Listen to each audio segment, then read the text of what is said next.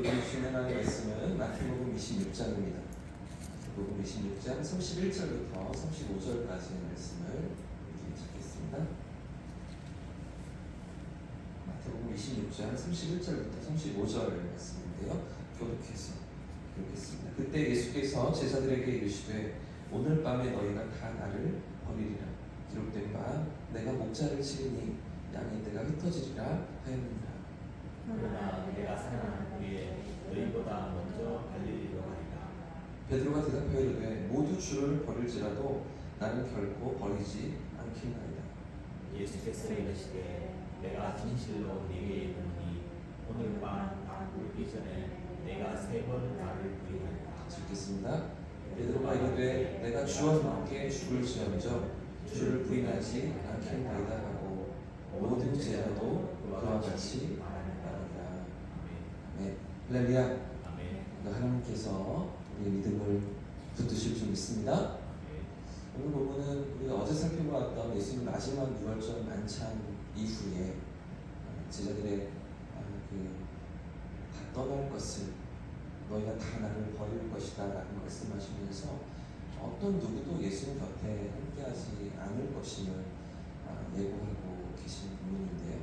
여러분 우리가 어제 살펴보았던 가룟 유다의 배신이 있었죠. 가룟 유다의 배신과 함께 또 하나 베드로의 배신입니다.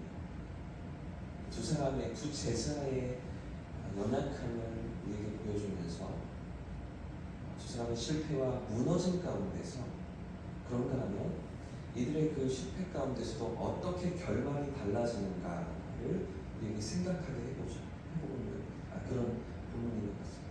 여러분 마태가 이 복음서를 기록할 때 이미 예수님께서 부활하시고 승천하시는 게 한 30년의 시간이 지나서 예수님을 목격하고 보았던 증인들이 예수님이 승천하신 모습을 500의 형제들이 한꺼번에 보았고 그리고 예수님이 죽으시며 부활하신 모습을 다 확인했던 그 사람들이 하나 둘 세상을 떠날 때 그래서 예수님이 이 땅에 계시면서 3년 반 동안 유대 땅을 거니시고 말씀을 가르치셨던 그 일들이 조금씩 잊혀지고 갈 때에 마태가 또 누가가 그 뒤에 또 요한이 이 복음서들을 기록하게 되는데요.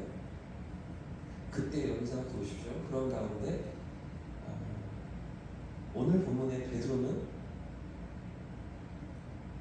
여전히 예수님의 증인으로서의 보냄받은 사도로서의 사명을 감당하고 있는 자리에 있지 않았겠습니까? 십자가 사건이 지나고 30년의 시간이 흐른 이후에 가룟 유다는 어떻게 그 처참한 결말을 맞이했는지 많은 이들이 이미 다 알고 그 모습을 기억하면서 오늘 이 복음서를 읽고 있지 않았겠습니까?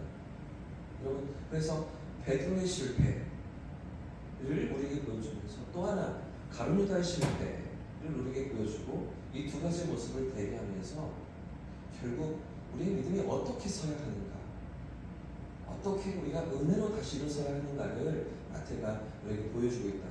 마태복음 26장에서 우리에게 말하고 있다고 생각할 수 있는 것 같습니다.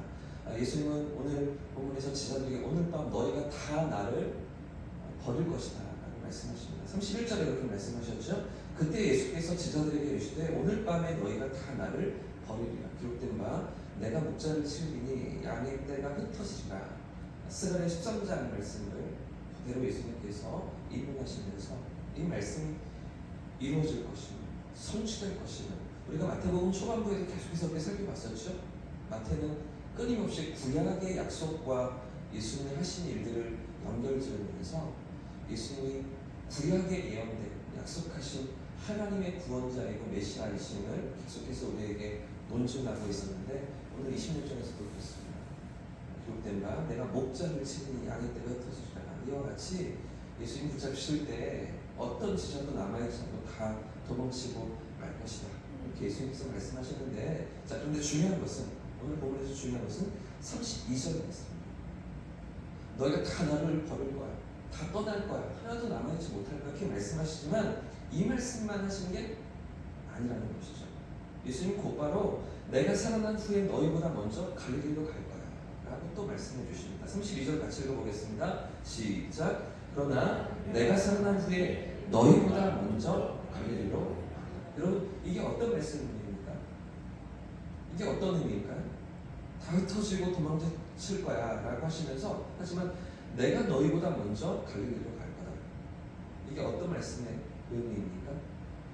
제자들은 비록 실패하고 넘어지더라도 주님은 다시 일으키신다는 것이죠. 다시 그들을 찾아와 주시겠다는 것이죠. 너희가 다 나를 떠나지만 내가 너희를 붙들 거야. 내가 너희를 떠나지 않을 거야. 내가 너희를 다시 만나고 회복시킬 거야. 이렇게 말씀하고 계신 것인데, 여러분, 우리도 넘어집니다. 우리도 실패할 때가 있습니다. 아니, 넘어질 때가 많이 있죠. 실패할 때가 많이 있습니다. 하지만 여러분, 우리 주님은 어떤 분이십니까? 오늘 본문에 주님이 어떤 분이시라고 오늘 마태가 이 복음서를 통해서 우리에게 가르쳐주고 있습니다. 우리의 실패를 다 아십니다. 다 도망칠 것도 아시고 배신할 것도 아시고 모른다고 3번이나 나를 부인할 거야, 네가 그럴 거야, 정확히 알고 계십니다. 그럼에도 불구하고 회복의 길을 열어놓으신 주님이신 줄 믿습니다. 우리를 다시 일으키시며 넘어져서 실패해도 버리지 않으시는 우리 주님이신 것이죠. 이 사실이 오늘 본문의 핵심입니다. 여러분 한번 보십시오. 이렇게 예수님이 제자들에게 너희가 다 나를 버릴 거야 라고 하셨을 때, 낯선을 좋아하는 베드로가 여기서 자신만만하게 이렇게 장담하죠. 33절을 보시면 베드로가 대답하기를 모두 주를 버릴지라도 나는 결코 버리지 않는 것입니다. 주님, 제가 주님과 함께 죽을지언정 절대 그렇게 저는 배신하지 않을 겁니다. 저는 절대로 그러지 않을 겁니다. 이렇게 선언하고 있지 않습니까? 그런데 불과 몇 시간입니다. 같은 날 그 저녁 몇 시간 후에 베드로는 예수님을 3번이나 모른다고 얘기하죠. 자신의 말을 지키지 못합니다. 자신의 장담을 그렇게 행동을 하지 못합니다. 여러분, 여기서 우리가 배워야 할 2가지 교훈이 있습니다. 첫 번째, 우리는 연약한 존재라는 거죠. 베드로는 그렇지 않고 제자들만 그렇지 않고 우리는 연약한 존재라는 것이죠. 아무리 믿음이 강해 보이는 사람도 넘어질 수밖에 없는 연약한 인간 아니겠습니까? 본문의 베드로를 보십시오. 제자들 중에서 가장 열정이 있는 제자였습니다. 그죠? 가장 뜨거움이 있는, 예수님을 향해서 가장 충성심이 있는 그런 제자 아니겠습니까? 그러니까 좀 이따가 그래도 검을 휘두르잖아요. 그래도 뭔가 해보려고 하는 그런 제자 베드로 아니겠습니까? 하지만 이랬던 베드로도 어떻게 무너집니까? 어떻게? 한 소년의 질문 앞에서 처참하게 무너져요. 두려움이 그에게 엄습해올 때, 두려움이 베드로를 사로잡을 때 어떤 용기도 내보지 못하고 완전히 그 두려움에 사로잡혀서 끌려가거든요.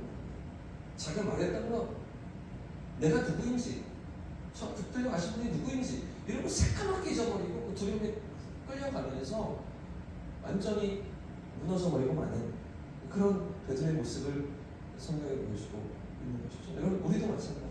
우리가 아무리 신앙이 좋다고 생각해도, 아무리 많은 봉사를 하고 헌신을 하고 신앙 경력이 이렇게 대단해 보여도 상황과 환경의 압박이 일어날 때 쉽게 무너질 수 있는 존재가 바로 저와 여러분이라는 것이죠. 하지만 여러분, 오늘 이 말씀 앞에서 우리가 반드시 기억해야 될 것, 32절입니다.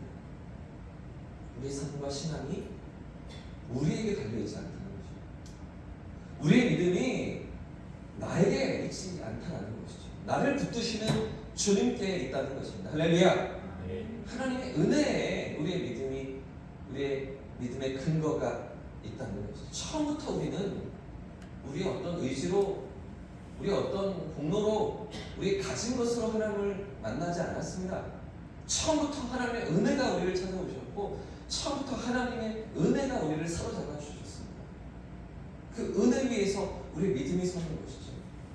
그 은혜를 붙들고 우리의 신앙이 나아가는 것입니다. 여러분, 그래서 우리가 기억해야 될 두 가지는, 두 번째는 우리에게 주님의 은혜가 필요하다는 것입니다.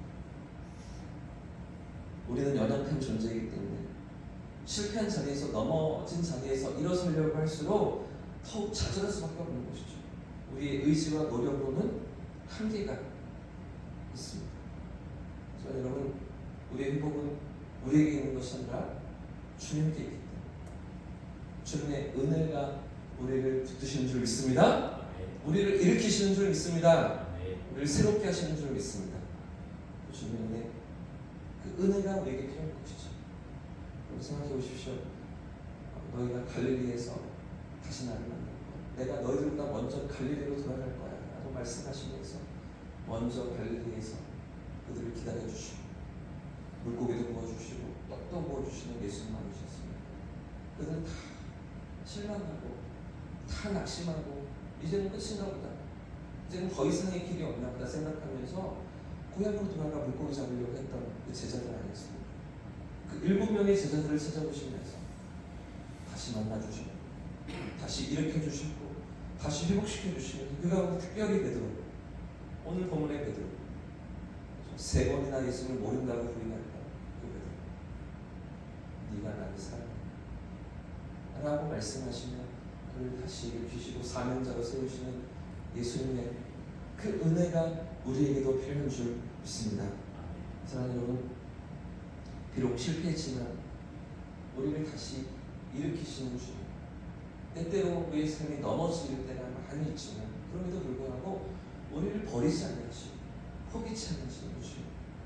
여러분, 오늘 이 말씀은 우리의 넘어짐이, 우리의 실패가 끝이 아니라고 가르쳐주고 있습니다. 우리의 믿음이 넘어진 자리, 그것이 끝이 아니라 일으키시는 주님이 계십니다. 우리를 다시 붙드시는 하나님의 은혜가 있다고 말해주고 있는 것이죠. 사랑하는 여러분, 그러나 내가 살아난 후에 너희보다 먼저 갈릴리로 가리라 말씀하셨던 주님이 우리의 삶에도 먼저 찾아가 계신 주님, 먼저 다가오셔서 손 내밀어 주시는 주님. 우리의 모습을 보면 낙심될 때가 많이 있죠. 실망할 때가 많이 있죠. 믿음으로 살아보려고 하지만 그렇지 못할 때도 너무나 많이 있지 않습니까? 그러나 그럼에도 불구하고 우리가 연약할 때 우리를 사랑하셨고, 우리가 죄인 되었을 때, 우리가 하나님과 원수 되었을 때 우리를 사랑하셨던 주님의 그 은혜를 붙들면서 넘어진 자리에서도 실패한 자리에서도 다시 일어서기를 포기치 않는 저와 여러분 되시기를 예수님의 이름으로 축복합니다. 주님의 사랑을 붙들고 다시 믿음으로 일어서는 저와 여러분 되시기를 축복합니다.